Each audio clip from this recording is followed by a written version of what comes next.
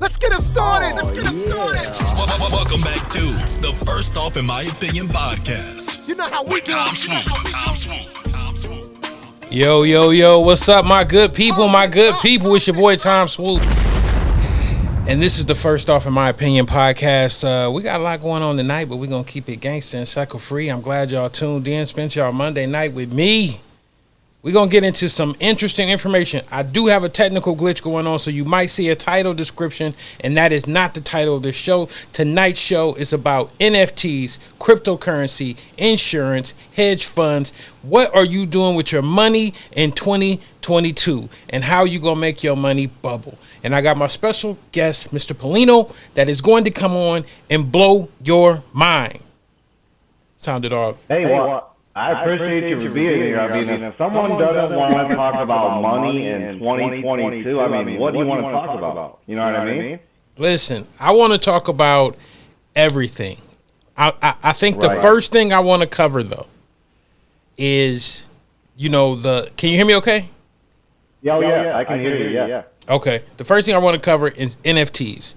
NFTs, for people who are listening right now or watching, NFTs stands for non-fungible tokens, and it can technically contain anything digital, including drawings, animated GIFs, songs, or items in video games. Non-fungible means it is an individual. Yeah. So, what do you... Go ahead, Chris. I was going to say, NFTs right now are blowing up. I mean, from digital artists, and that's pretty, that's one of the... Hold on, we lost your audio. Hold on one second. Can you hear me now? Yep, can hear you now. Yep. Oh, beautiful. Oh, I think it's that channel. But go ahead. If you're a digital artist, right now, you should be looking at NFTs. You know what I mean? Because a lot of artists, especially artists that I've known, they make great art, whether it be digital art, whether it be painted art, and then they just keep painting it. They never sell it, they never go out there, they never make money on it. You know what I mean? They never capitalize. And then you end up with all these great artists, just kind of working in a restaurant or, doing all these things that they don't really love when they'd rather be painting, right? Or, creating digital art. So, right. NFT, non-fungible tokens, a lot of people, especially digital artists, are making some money on it because if you have good stuff, you can essentially kind of tie it to an NFT. And then when you sell that piece of digital art, the person that buys it from you, they're buying that copy of it. So it would be just like buying, say, the one and only original Mona Lisa. You have the rights to that piece of art. And that's why artists are making a lot of money on it, because they have a lot of great stuff. There's finally a way for them to make some money off of their art, and a lot of them are going to NFTs. And you even see things like, I don't know if you've heard of NBA Top Shot, which is pretty cool. It's also an NFT, a little bit different. You go on there and you buy like individual clips of basketball plays. So I own some of those. Those are pretty cool. You go to NBATopShots.com, I believe, and you can kind of look into those. They have certain releases. Some are more rare than others. Kind of like trading cards, if you will. Right. So NFTs are starting to become, digital art. They're starting to become video clips. They're starting to become animated GIFs. So really, you can connect anything to an NFT, and people are making some money on it. Well, let me get my people just a little backstory. I bumped into this gentleman's group on Facebook maybe about a year and a half ago, and I remember I was struggling. Not really struggling, but just it was a few things that, like, it was some crypto that I was trying to purchase, and it was very difficult to purchase. And he had wrote out the game plan, sent me a message, told me, hey, this is what you need to do, X, Y, and Z, and I made money. You know what I'm saying? And that's what it's all about. And just tell them a little bit about your group, when you started, how many people you got in there, how can they get connected in there? Yeah, absolutely. So a little background on me. I'm just a serial entrepreneur, a marketing company, life insurance, also run a hedge fund. So just always looking for ways to make money, and then also once I make that money, put it into something to grow my money, right? Because if you just make a whole bunch of money and put it into a bank account, inflation is kind of eating away your dollar, right? So, I've just always been interested in investing. If you look at the Forbes list, I want to say your most wealthy people, like in terms of percentage base, 10% of the wealthy people, most of them are going to be investors. So it's a great way to, keep your money, grow your money down the road. So my brother and I, we started a hedge fund. You can actually check it out, Loom.investments. We're a high-risk, high-reward hedge fund that really looks for underappreciated assets. So stocks, options, crypto, things like that are at a point where they're just truly undervalued, right? So when you buy things undervalued, look at something like crypto, look at Dogecoin, for example. Dogecoin, call it 3 months ago or something like that, you could have purchased it for, well under a penny, and I want to say today it's somewhere maybe around 20 cents or something like that. So essentially, if you bought it when it's under a penny, you get 20 cents, you 20 times your money. So, if you put 100,000 in there, I don't know, what do you get, 200,000 or, something like that. Mm-hmm. So it's a great way to, just increase your money, right? So I've always been interested in crypto because if you think about Bitcoin, you can take the same kind of pattern with the investment. Look at Bitcoin 5 years ago. I think it was probably somewhere in the range of, let me take a look actually, somewhere in the range of like $5,000. Yep. And now it's at, $60,000, right? So, there's $46,000 is what it's at now. So, there was stories of people that bought a pizza, maybe you've heard this story before, they spent, 20,000 Bitcoins on a pizza. And, those 20,000 Bitcoins would have been worth a lot of cash flow right now, right? So, the problem I think is people don't, invest their money for the long haul, and that's what you see in crypto. That's what you see in stocks and investments. And I think that's where people make the most, mistake at. And that's why I created that group that you joined in there on Facebook is, because our hedge fund, we're only open to accredited investors. So you either have to have $1 million in assets outside of your personal home, or you have to make over, I want to say, $250,000 a year for 2 years or more consecutively before you're allowed to invest with us. So, my friends and so explain that criteria and why. Well, the reason is simply because we're a hedge fund. All right, so a hedge fund as opposed to like a mutual fund. A mutual fund is more protected. The SEC regulates it more. It's just looked at more. If that makes sense. A hedge fund, anybody can get into it. That's an accredited investor, but it's not as regulated. Okay. So the idea is, if I'm an investor and I want to go, rip a bunch of people off, somebody with $2 million and a net worth of over $1 million is going to be a lot harder to rip off than, Sally down the block who maybe has $500 in her savings account and is looking for, let's call it a get-rich-quick scheme, whatever the case is. If I'm a hedge fund and I allow anybody in and I'm not regulated as much as, say, a mutual fund, well, I can prey on people with less financial knowledge. If that makes sense. Right. So that's really the difference. Is a mutual fund, anybody can invest in it, but it's more regulated. A hedge fund, not everybody can invest in it. It's less regulated. And you can also kind of do more things. We can invest into more things, because you're, dealing with accredited investors. Again, the government doesn't care if somebody that has $1 million in net worth loses all their money. They look at it as, that's your own damn fault. If, a bunch of Americans or a bunch of people that are, just your regular day person loses a bunch of money, well, the government's not going to be very excited about that. So that's really the difference between the two, is just regulation.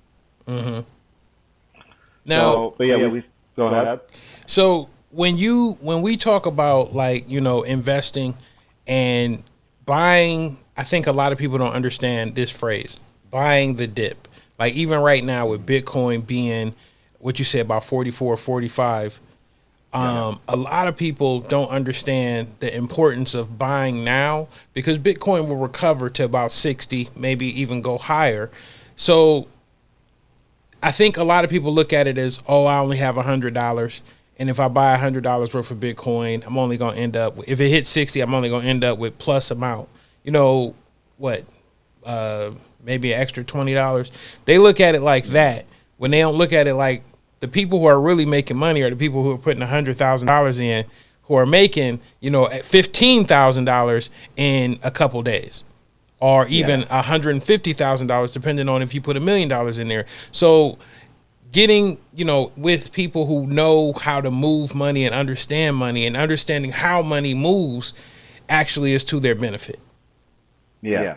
No, I agree 100% with that. I went to, kind of a wealth building conference once, and that was kind of the motto of the whole conference is, know how to move your money. They would always say it doesn't matter how much money you have, it matters how much money your money's working for you and how much you're moving it. You know what I mean? So that's exactly right. If you put $500 in a crypto, a lot of people did it. We can look at, we'll look at Dogecoin because it's a very recent, kind of boom that happened in crypto.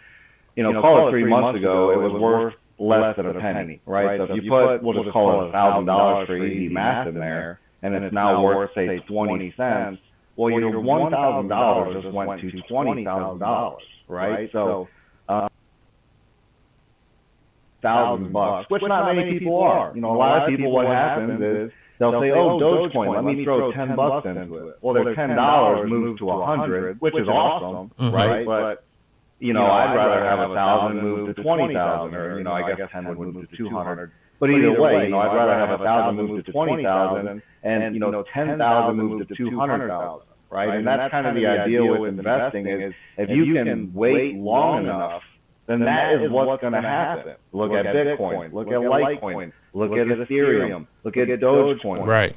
Shiba Inu, one of the newer cryptos that's happening too. SafeMoon is one of those kind of harder to buy cryptos that people have been, given some love to. Saitama is another token that people are giving love to. And to me, the thing with crypto is, the best marketed coin, in my opinion, kind of wins. Because it's, from my opinion, it's kind of confusing what blockchain is and cryptocurrencies and all the function and the different things that you can do with blockchain. There's a lot of things that can be done with it, and it's amazing stuff. But if you look at it from just an investment point of view, really where the growth happens is when you buy it 5 years ago and you hold it for 5 years. As long as that coin doesn't go out of business, really what happens is all of these tokens kind of do the same things, right? XLM, Litecoin, cryptos that are designed to move money across the world quickly, right? You can pretty much do that with any of the cryptos, right? So it's hard to say, okay, the XLM token or utility is better than the Litecoin. Really? So this is my theory, and this is about to get real X-File-ish. So this is my theory that I kind of feel like it's about to play out. With the whole, rules that they just passed for January 1st with transactions over $600 from Cash App, Zelle, all these different places. So now, right. And so I feel like that's going to push, as it becomes more accessible and more people become more knowledgeable, it's going to push more small businesses to use crypto as far as a transaction. Moving transactions. And with that being said, once that happens, and then I feel like, how these games have in-game currency, but what happens when that becomes actual cryptocurrency that you can use outside the game? You know what I'm saying? So it's like now you have small businesses using crypto. You have all these in-game transactions that are now using crypto. What does that do to the dollar? And that's kind of what crypto was made for, to be honest with you. That's what crypto was created for. That was the whole idea behind it, was to take the power away from kind of your institutional banks and kind of the whole, call it money system that we've been in for the last, however many years we've been in. And I think that you're right on the money in the sense that that's what's going to happen. I mean, you look at going to a gas station, you can basically pay with your cell phone. There's going to be and Coinbase already has a debit card that you can connect with your crypto wallet. So essentially what's going to happen is you'll be able to just tie your phone to your crypto wallet and pay just in crypto. And that what does that do? Well, that cuts the banks out. They can't make any money off your USD. So right now what happens with my USD is I put it in a bank account that has 0% interest, right? Maybe 0.5% interest, or I put it into a savings account that has, maybe 2% interest or whatever ridiculous number that they give you. And by the way, inflation right now, I think like 5%. So either way, you're losing money. If you're getting 2% in a savings account, you're still losing 3% to inflation, right? So your money's not safe in a checking, in a savings. And that's what Bitcoin was created for, right? Because the bank is taking advantage of your money. They take your dollars. They give you digital, zeros. Essentially, your dollars aren't still in your bank account. There's just digital numbers that you look at when you open your app or whatever the case is. Right. They take your dollars, and what do they do with it? They invest it into the market. They invest it into investments, which then allows them to make a percentage off of your dollar. So now if you look at just, even if you just look at the S&P 500, in the last year, the S&P 500 is up, I want to say, something like, 60% or something like that. Mm-hmm. Yeah, I have a few. I'm in there, so the S&P 500 is up, just say 27% this year. Okay. And what the S&P 500 is, for someone out there that doesn't know, it's just an accumulation of 500 different stocks that all have a very high, market value. Okay, so just the best 500 stocks, call it, for, just to be easy. The the best 500 stocks in an index. And when you buy the S&P 500, you're buying all 500 of those. Okay, so you're not buying one thing, you're buying an accumulation of those 500 stocks.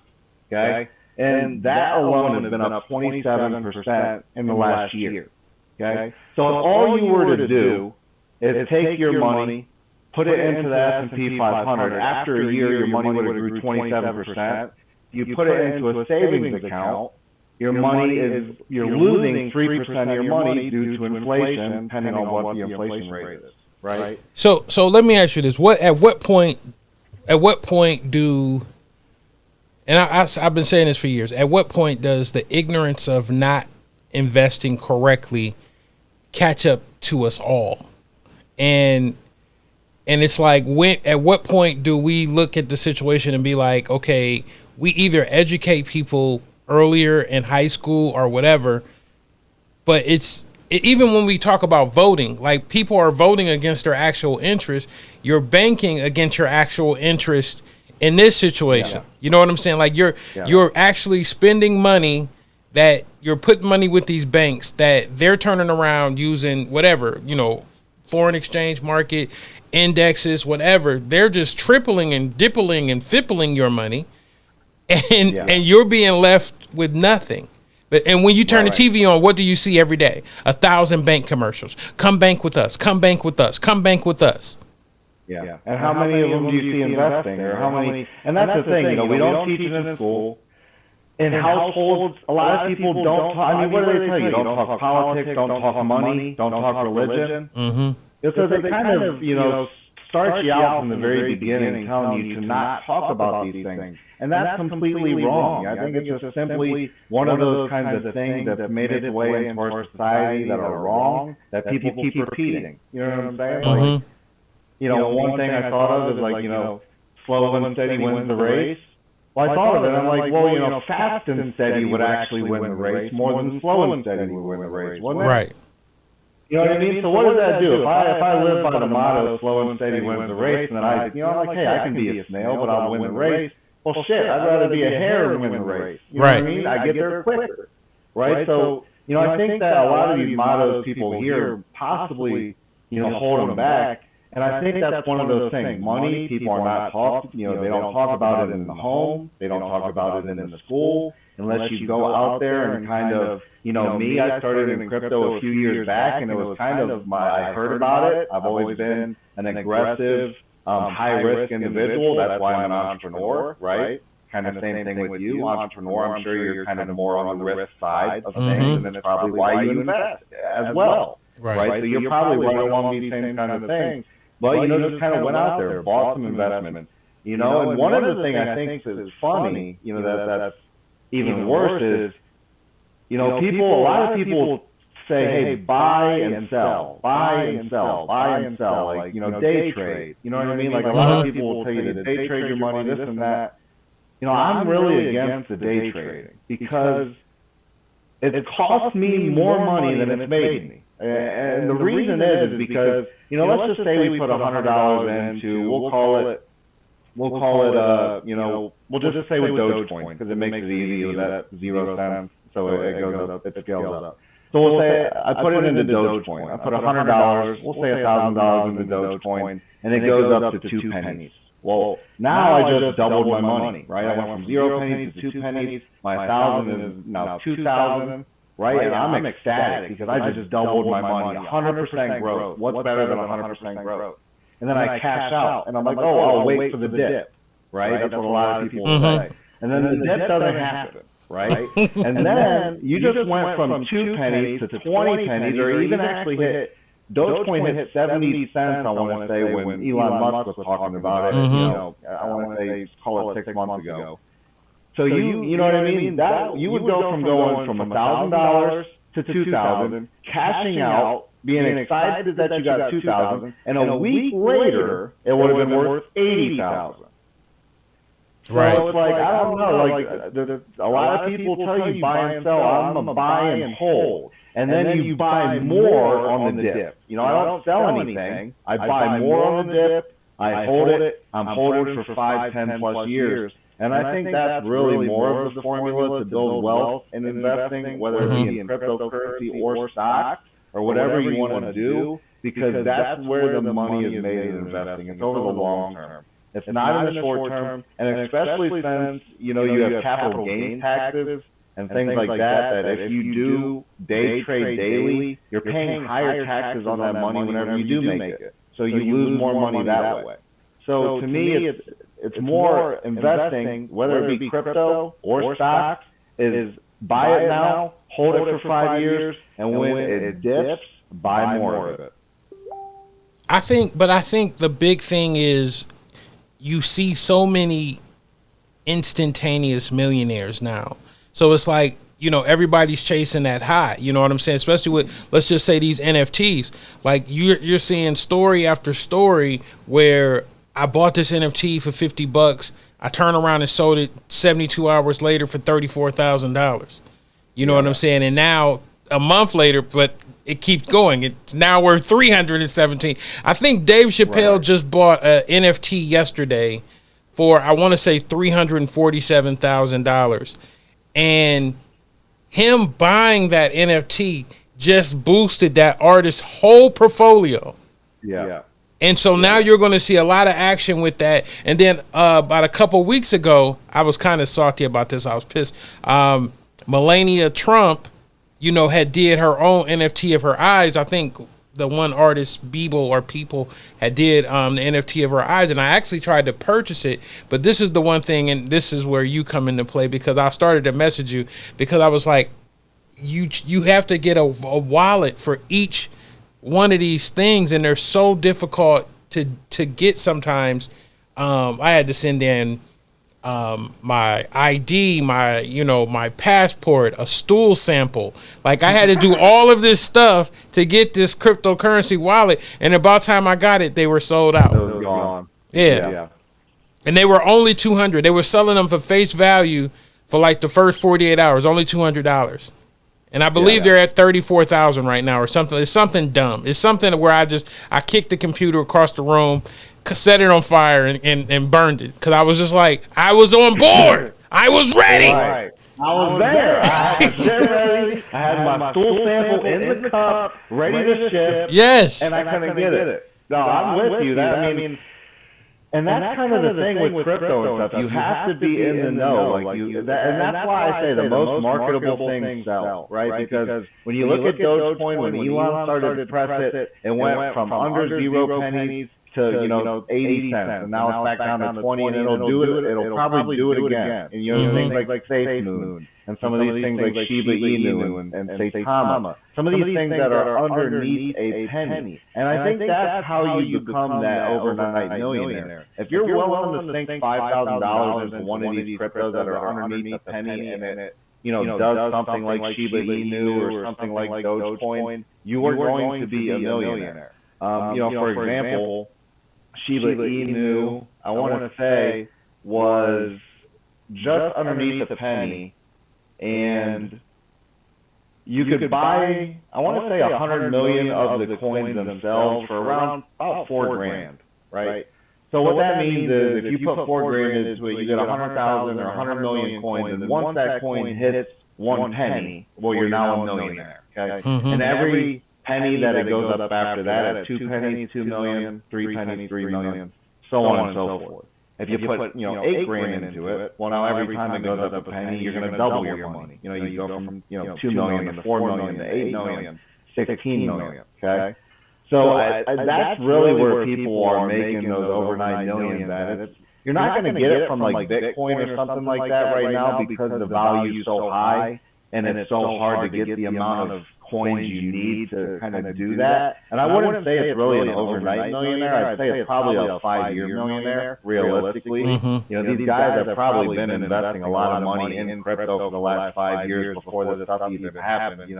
I read a story about a guy that put $8,000 into, I think it was Shiba Inu. Yeah, Shiba. Being worth like 50 million, like maybe billion. It was a billion. It was some billion. Yeah, they're calling it the greatest trade in history. Greatest trade, yeah, exactly. So So think about that. How many of our friends or family, people that we know, everyday people we meet, are willing to put $8,000 on anything? You know what I'm saying? Literally nothing. But the funny thing though is they'll put it down on a house. Why? I don't get it. They'll put, they'll pay half their house off for no reason, right? Because I'm just going to live in the thing. It's going to take my monthly payment down a little bit, and then I'm just going to live in it, and I'm going to die, and I'm going to give all the equity to my kids. You know what I'm saying? So you're willing to put 50 grand down on a house, but you're not willing to put 50 grand into an investment? Backwards thinking. And that, like we were saying earlier, you're not. But see, we're taught that these things are the better investment. We're taught that houses and even cars, like people spend so much money on cars, and cars are just dead money. And cars are opposite of they depreciate if anything. It's right. It's a money trap if anything. Right, and I think that's the logic that we have to change, is how we educate people about what is a real investment, what is a real something you could really start to build your future with. And I feel like that's where the mistakes we're making is in education, and then what age do we even start doing it? Now, I know me personally, I start talking to my kids about money early, like, you know what I'm saying? Because I wanted them to have a firm understanding of, this is why dad can't do this. Because dad is planning for another day. You know what I'm saying? Yeah. And we're not having those conversations. And then the example of how we spend, they see that. You know what I'm saying? They see it. They see, dad spent this, or mom bought this. And so they just mimic it. So if you're doing something as far as like, investing and saving and balancing your book and showing your kids how to pay bills, they'll become a good steward of money as they grow up. But if you're not doing those things, they're not. And look at this generation now. They're terrible with money. Yeah, no, I agree. I think that really starts at home, realistically, and that's honestly the sad answer for kids, because the bad news is most parents don't understand it enough to teach it. That's just the realism about it. They were never taught it. Most people are risk adverse, so they're not going to go out there and risk even, $500 to see what happens and have those chances of multiplying their money, where kind of wake them up in the sense to get them to want to do that. Right? So most people are just going to ignore it. They're going to show up to their 9 to 5. They're not going to read books. They're not going to study on it. If you look at someone like Warren Buffett read I believe he read every single financial book, stock market book in his public library by the age of 12. Started, I think, reading them at the age of 7. So he was going to the public library, instead of playing, instead of doing these other things, he's reading financial books.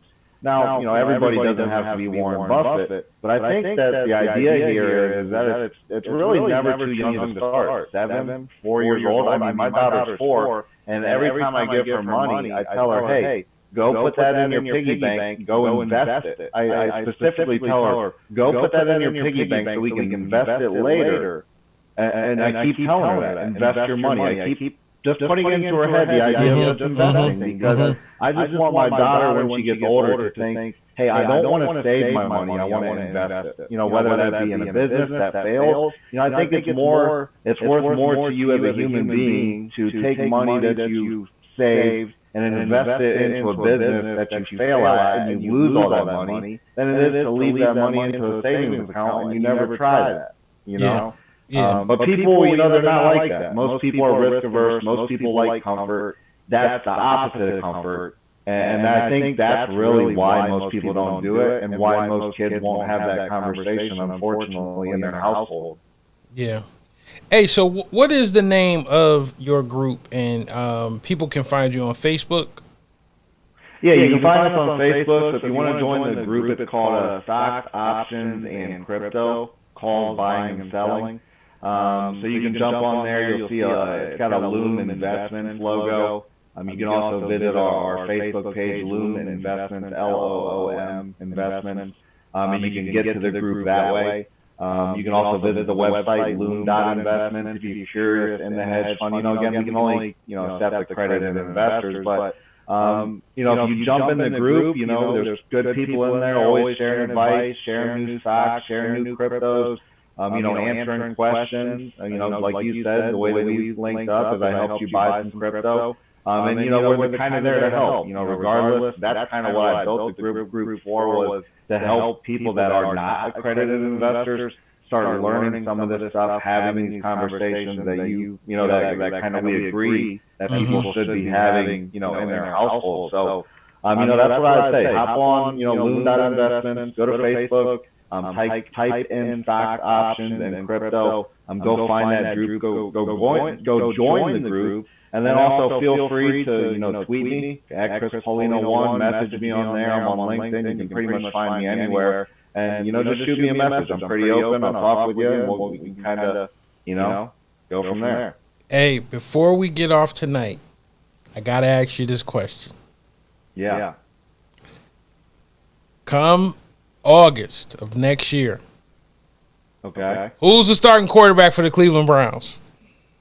I hope it's not Baker Mayfield, and I'll say that. Honestly, this is kind of funny because, first off, I was watching the Rams game, okay, and it almost turned out that Odell Beckham Jr. was the person that saved our playoff hopes with that touchdown because we needed the Rams to win. Right. So that was kind of funny. And then I'm looking at the Ravens, and their backup quarterback was pretty damn good. Yes, I said that. I said that. I think I want Huntley in a Browns jersey. I'm willing to give up Baker for him. He looks like Lamar Jackson. He might, I'm not going to say he's better than Lamar because no one can just come out and say that. He has a lot of the same intangibles. He's got the same look. He's got good feet. He's got good ball throw. I'm okay with Huntley. I hope it's not Baker because we got, in my opinion, we got a Super Bowl ready roster, and the only thing that's holding us back is our quarterback. Now, if you think of this is what makes me think of it.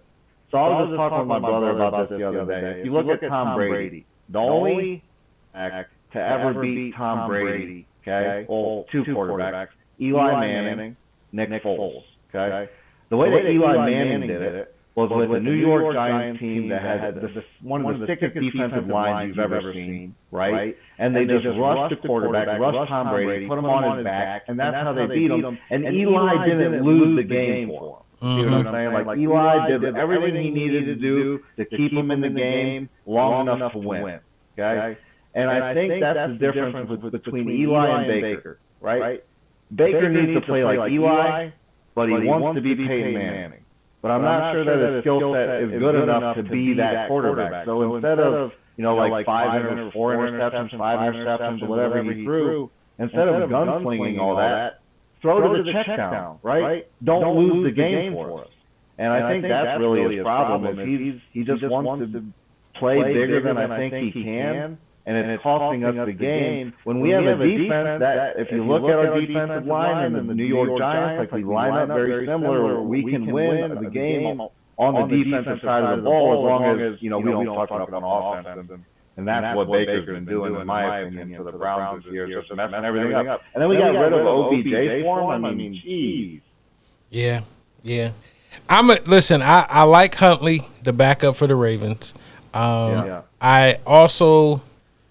I really do believe we have the money and the space to really make an Aaron Rodgers push, and that's what getting Devontae Adams as well.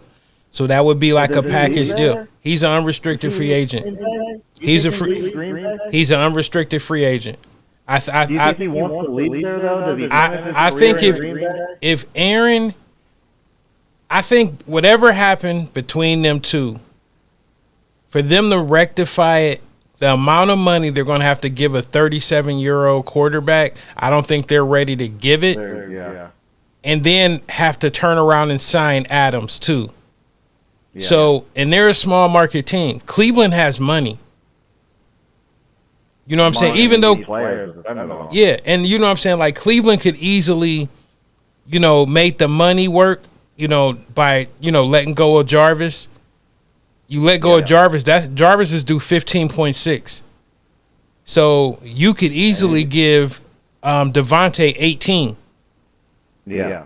And then turn around and give Aaron probably 38, 40. What do you want? Yeah. Whatever you want. But then you literally the championship comes through Cleveland. Yeah. And that's my biggest thing is like you only got so many years to win a championship with your championship roster. Let's spend the house on Aaron, and if we can get Aaron, I'm absolutely 100% over Huntley. I'd rather have Aaron. You know, to me, it's very sad that we could have got Josh Allen. Josh Allen could win a Super Bowl this year. We could have drafted him. Yeah. We could have drafted Lamar Jackson. Yep. We could have drafted Patty Mahomes. Yep. So my trust in our organization to do something smart. But listen, you can't kill them too much because you got to think of all the other players that they did get right. You know what I'm saying? So they did get the Baker thing, and it was a reach. Baker would have been there, later on. You could have went Saquon first. You know what I'm saying? Or, but I think everything else worked out. Nick Chubb worked out. You know what I'm saying? Ward worked out. You even trading for Teller. Garrett. Trading for Teller. Like that, Teller's literally one of the best guards in the league. So a lot of things did work out. They just got the most important piece wrong. That's a good point. And, honestly, that's probably a more fair assessment than I'll give them because I'm just like, man, give us a quarterback. I'm tired of these short quarterbacks. Yeah. It's the AFC North. Needs to be 6'5". I don't care. Just give me a taller quarterback and let me just see what happens because you've brought in Baker Mayfield, you've brought in Cole McCoy. But answer me this though: if Russell Wilson is available, do you make Russell your quarterback? Russ is a Super Bowl quarterback. I mean, if that's who we can get. Russ isn't my first pick, but we need a Super Bowl in the next 3 years, and we need the best opportunity at QB to get us there. And Russ is a proven Super Bowl quarterback. I'd give Russ over Baker. I would definitely Aaron Rodgers. I mean, if that plays out, dude, that'll be the call of the century, and we're going to bring the show back and let everybody see that you were the first one to say it. Because, at least as far as I know, because if that happens, then Cleveland is going to be lit. We're going to have fun. We're going to have a championship, which is well needed. I mean, LeBron just brought one back in 2016, and then they somehow destroyed that roster from us. Right? Yeah. We win a ring, and they destroy the roster a year after we win the ring. Can we just get some good management? Can we get some just better management? Like, I like how the Lakers deal with things. You know what I mean? Like, they're always trying to win. Like, even if they don't always win, like, they're always willing to shake some stuff up. You know what I'm saying? Like, I don't know. I just want some. And then, the Browns have done some moves, though, that really surprised me. You know what I mean? We have kind of put together a very good roster.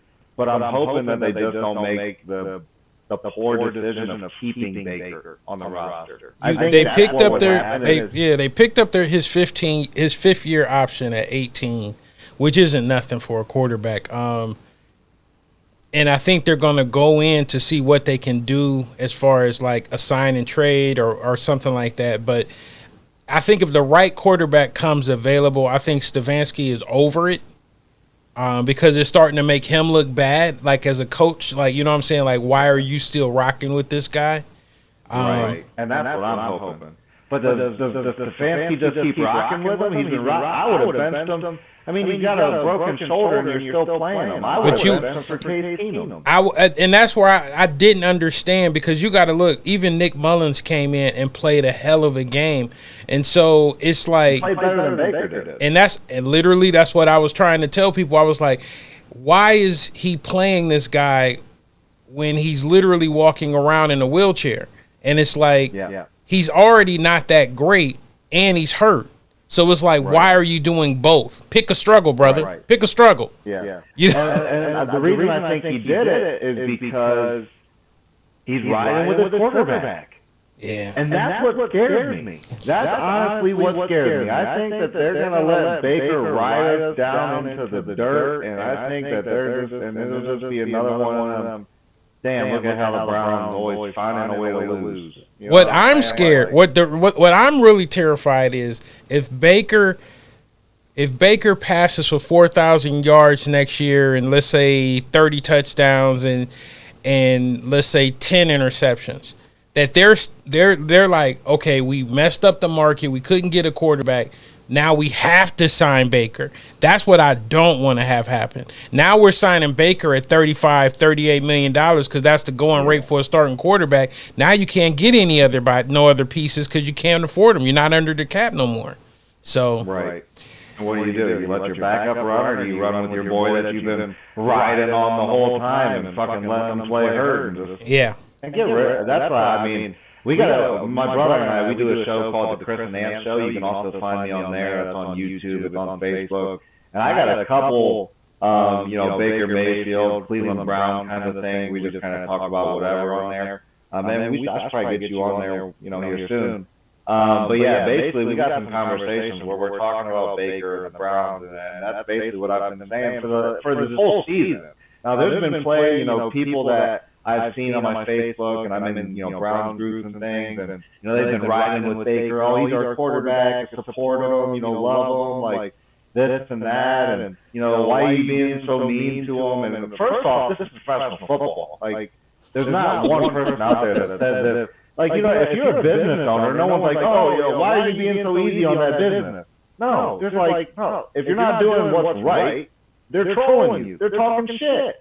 And this man's not doing what's right, and everybody's saying it, and they're getting all mad at it. And his wife is out here tweeting about all this, and just eating it up, and it's like a soap opera, and I'm just like, dude, you are not this good to have your wife tweeting all this stupid shit, to have you ruining our perfect roster. We got rid of OBJ for you. Like, what else are you going to do to this Browns team? Listen, the next thing is going to be Chubb. If they get rid of Chubb for this man, I might switch teams. Chubb's locked up. He's not going nowhere. They locked Chubb up. Chubb's not a talker. The one that I would see, I don't even think it's going to get that far. Baker's either going to be gone or he's going to have to perform at such a level next season that it's going to be over before the trade deadline of next season. Anyway it goes. I hope you're right, because I want him over before the next season starts so that we can make a run and get practice in and build some chemistry so that we could just, I think we just do it now. I wanted to do it I wanted to trade him this year. If Green Bay loses in the playoffs and don't win the Super Bowl, Aaron Rodgers is making a decision within 2 weeks. He's making a decision within 2 weeks. Cleveland has the money. They have the roster. They can take Devontae Adams with him, so he can be like, I'm going to get you a bag, and I'm going to get him a bag, and y'all will come to Cleveland. They can easily switch Baker, get Baker back to the Packers, and maybe with Jarvis and, just a clean sweep. Like, they take those two. And Green Bay would be down with that. Yeah, because they're getting something, you know what I'm saying, for, what they wouldn't get anything. So, right. But listen, great show. We definitely have to do it again. Hey, like I tell all my people who listen every week, God gives you everything you want. You just got to reach out and grab it. I want to thank you for coming on tonight, Chris. I want you to enjoy your Monday. Go Browns. We're about to watch this game. Browns, Steelers. And, hey, we're going to get at you next week.